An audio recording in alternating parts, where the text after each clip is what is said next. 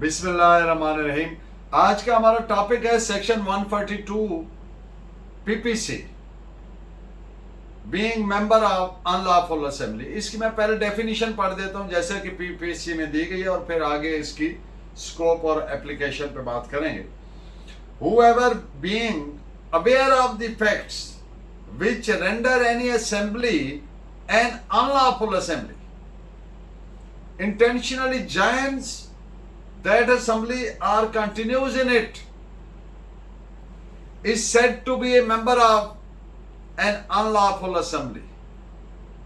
یعنی جو کوئی حقائق کو فیکٹس کو جانتے ہوئے شعور رکھتے ہوئے جو ایک مجمع کو غیر قانونی مجمع میں بناتے ہیں، اس چیز کو جو جانتا ہے سمجھتا ہے اور پھر وہ ارادتاً ایسے مجمع غیر قانونی میں شامل ہوتا ہے یا شامل رہتا ہے، تو اس کو کہا جائے گا کہ وہ ان لافل اسمبلی کا ممبر ہے، یعنی مجمع غیر قانونی کا وہ ممبر ہے، شامل رکن ہے.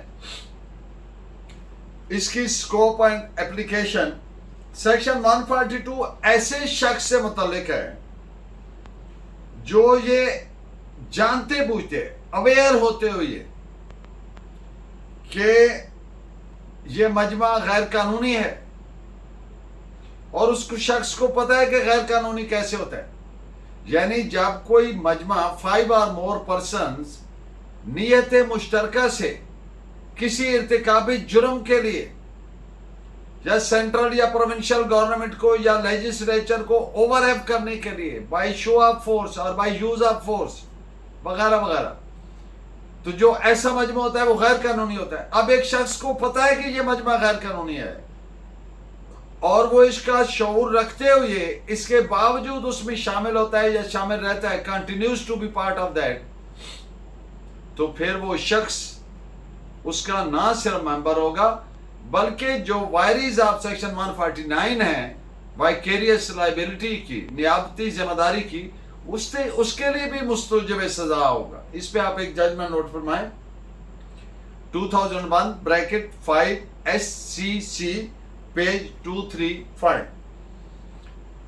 اب میں نے بات کی کہ مجمع میں وہ لوگ شامل اگر ہوں جن کی نیت مشترکہ ہو، تو یہ کامن انٹینشن جو ہے اس کی بابت عام طور پر ایویڈنس بیسڈ مٹیریل ہوتا ہے جس کی بنیاد پر ہم کہتے ہیں کہ یہ کامن انٹینشن تھی ان کی، محض اس بنیاد پر یا محض اس وجہ سے کہ یہ شخص وہاں پہ شامل تھا اور وہ جو رائٹ تھا اس میں شامل لوگوں نے بہت سے جرائم کیے.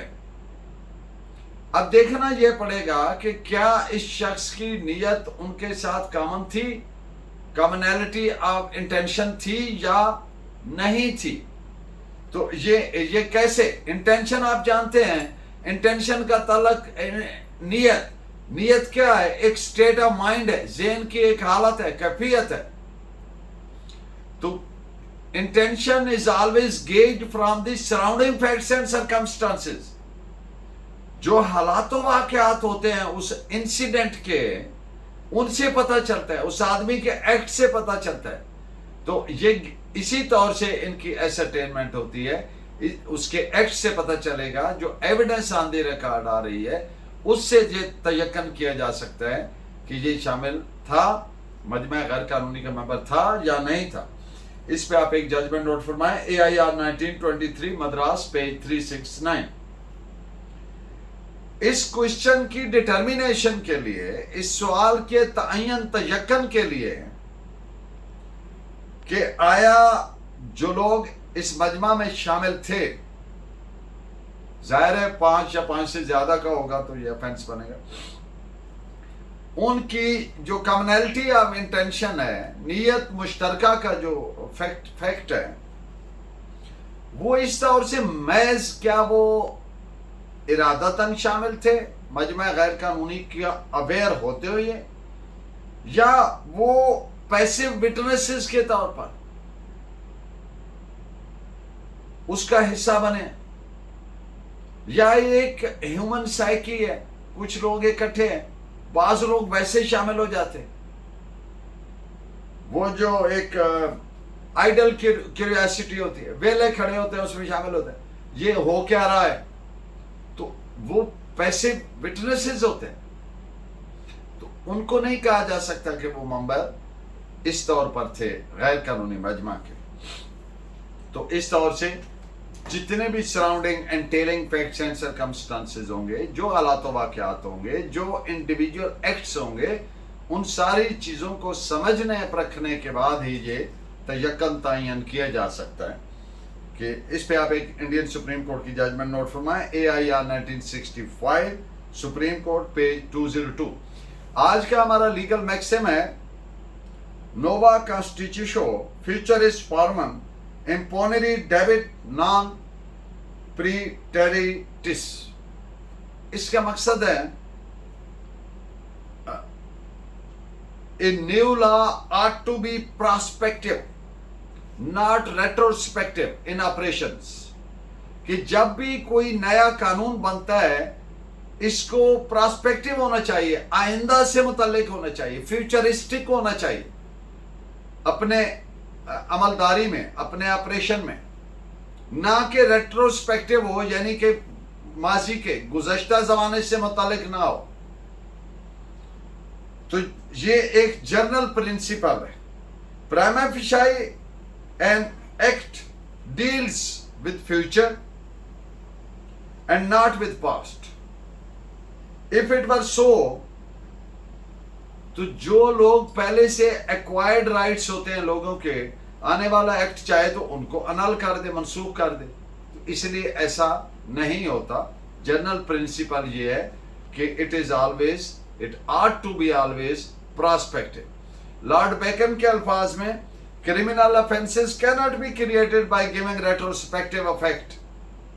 یعنی کوئی یہ نہیں کہہ سکتے کہ پیچھے سے وہ ہمیشہ وہ فیوچرسٹک ہوں گے, پراسپیکٹو ہوں گے. آج 2 اشعار ہیں in the end of the lecture. پہلا شعر ہے دھوکہ ہے ایک فریب ہے, دھوکہ ہے ایک فریب ہے منزل کا ہر خیال, سچ پوچھئے تو سارا سفر واپسی کا ہے. اور دوسرا شعر ہے عقل والوں پر کہاں ہوتا ہے, عقل والوں پر کہاں ہوتا ہے خوابوں کا نزول, عقل والوں پر کہاں ہوتا ہے خوابوں کا نزول, آدمی کی لاج تو رکھتا ہے پاگل آدمی. Thank you very much. Please keep watching and guiding me by your valuable comments. اور اگر آپ سمجھیں کہ یہ لیکچر کسی طور سے آپ کے لیے فائدہ مند ہے, سبسکرائب کر دیا کریں تاکہ میرے سارے لیکچر آپ تک پہنچتے رہیں. اللہ نے کے بعد.